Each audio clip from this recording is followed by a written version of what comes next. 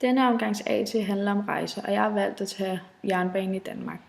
Først vil jeg fortælle min problemformulering, derefter vil jeg fortælle om materialer, metoder og teorier. Efterfølgende vil jeg så svare på mine underspørgsmål, og til sidst vil jeg komme med en samlet konklusion. Og det her er altså min problemformulering. Hvordan påvirker jernbanen det daværende samfund, og hvilken virkning har den haft på industrialiseringen i Danmark? Og det er min underspørgsmål. Hvem opfandt jernbanen, og hvorfor blev den bygget? Hvad betød jernbanen dengang i forhold til i dag? Hvorfor blev jernbanen placeret, som den gjorde, og hvordan fungerer jernbanen i dag? Nu vil jeg fortælle om materiale, metoder og teorier. For at få svar på underspørgsmålet, brugte vi den kildekritiske metode til at forstå og analysere forskellige tekster, både fra nettet og fra bøger. Vi har taget udgangspunkt i bogen Geografihåndbogen for at undersøge, hvilken rolle jernbanen fik samfundsmæssigt, og hvorledes den danske infrastruktur blev påvirket. Vi benyttede også bogen Første Industrielle Revolution for at finde frem til, hvad det egentlige formål med jernbanen var. Samt det brugte vi også en internetside skrevet af Claus Holm. Vi har diskuteret forskellige udsagn og påstand om, hvorvidt de var troværdige. Desuden har vi læst en primærtekst, Stændermøde i Viborg 1846, som omhandler Jylland og hvorvidt de skal have opført jernbanen til transportering af gods. Og mit andet spørgsmål, hvem opfandt jernbanen, og hvorfor blev den bygget? Søren Hjort var grundlæggeren af den første jernbanestrækning, der blev åbnet i Danmark i 1847. Strækningen gik fra København til Roskilde. Man var bevidst om, banen blev ikke opført af praktiske årsager, men snarere en luksus for dem, som havde råd til det. Man var bevidst om, hvilke muligheder opføringen af jernbanen betød, og hvilke fordele den medførte, men man valgte ikke at drage fordel af mulighederne. Senere hen blev de jyske bønder interesseret i at få deres varer transporteret til den store handelsby i Hamburg. Sjællanderne var mere interesseret i, at banerne skulle ligge i den vestlige retning mod England. Mindre landsbyer, som lå uden for rækkevidde for en havn, var meget afhængige af jernbanen, da det var den eneste transportmulighed for at transportere letfordærvelige varer. Det betød, at befolkningstallet steg i de større byer, hvor jernbanen kørte igennem. Jernbanen gjorde det muligt at transportere animaliske produkter, frem for at kunne transportere forskellige kornsorter. Og så mit tredje underspørgsmål. Hvad betød jernbanen dengang i forhold til i dag? Dengang havde jernbanen en stor betydning for det lokale samfund, landbruget og industrien. Før jernbanen kom til, var der ikke andre transportmuligheder end heste og skibe, og derfor var formålet for at lave jernbanen primært, at de skulle bruges til godstransport. Efterhånden som man byggede flere jernbaner, begyndte flere og flere passagerer også at bruge jernbanerne, og derfor opstod der persontrafik, og det blev mere og mere normalt som passager at bruge jernbanen. En tur fra Altona til Kiel tog ca. 10-12 timer på landevejen, men efter at jernbanen kom til, tog det kun 3 timer. Der er virkelig tale om en stor transportrevolution. Hvis man ser på dengang i forhold til i dag, har vi fået biler og lastbiler. Biler og lastbilerne har taget over for jernbanerne, da man i dag, hvis man transporterer gods, så bruger man biler og lastbiler i stedet for togene, som i dag er S-tog og metro og sådan noget. Altså det er blevet metro og S-tog i dag i stedet for jernbaner. Og derfor i dag så bruger man for det meste metro og S-tog til mennesker, i stedet for at bruge biler og lastbiler. Det er nu blevet brugt til gods, i stedet end det var dengang, hvor godstransport det blev brugt i jernbanerne. Det har også betydning for mentalt og kulturelt. Da jernbanerne kom, var det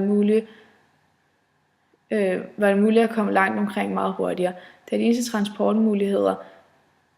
transportmidler var heste og skibe, før jernbanen kom, var det landsbyen og den nærmeste købstad, som var verden for de fleste mennesker.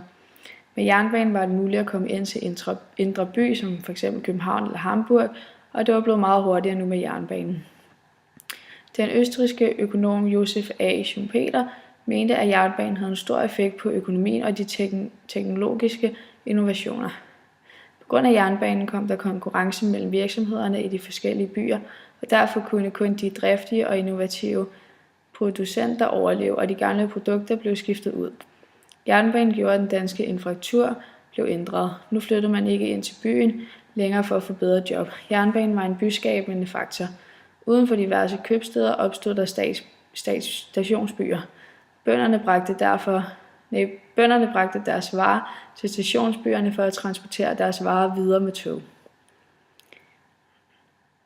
Og mit tredje spørgsmål. Hvorfor blev jernbanen placeret, som den gjorde? Jernbanen fra København til Roskilde, som åbnede i 1847. Den blev brugt til at transportere gods og råstoffer ud i landet.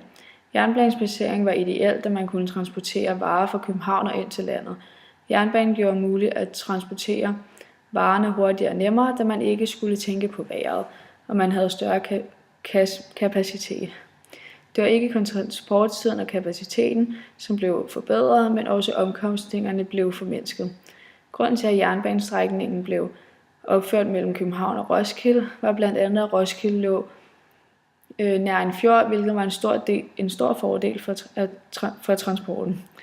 Udover det ligger Roskilde også meget centralt på Sjælland. Fra København kunne man transportere alle importvarerne fra havnen og direkte ind i landet til Roskilde, hvorfra det videre kunne sendes ud til diverse fabrikanter. Grunden til, at jernbanestrækningen blev mellem København og Roskilde, var, at Roskilde ligger meget centralt på Sjælland, og man kunne sejle ind via Roskilde Fjord.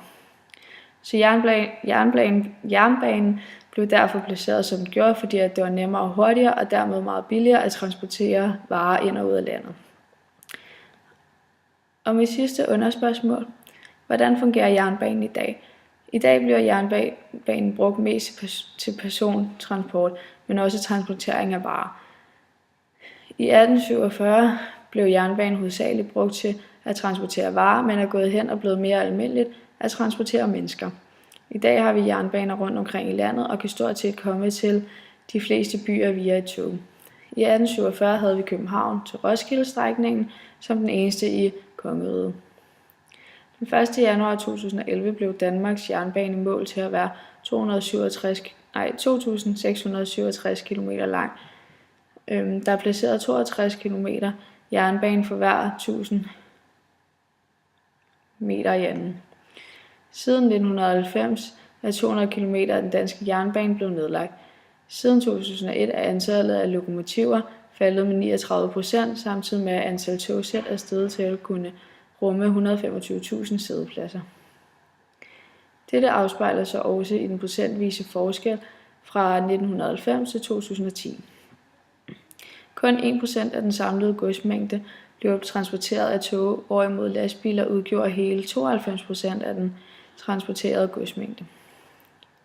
Og det var så min underspørgsmål, og nu kommer jeg så med min samlede konklusion. Så ud fra denne analyse af tekster og diverse ting, kan vi konkludere, at jernbanen blev bygget i 1847, og grunden til dette var, at der ikke var gode nok transportmuligheder for at transportere gods. For det lokale samfund gavnede jernbanen, da det havde færre omkostninger og havde større kapacitet og formindsket transporttid i forhold til blandt andet hestevogne. Jernbanen blev brugt dengang til transport af blandt andet fødevarer, hvilket er ændret nu til dags. Nu til dags benyttes togene ofte som offentlig transport for samfundet.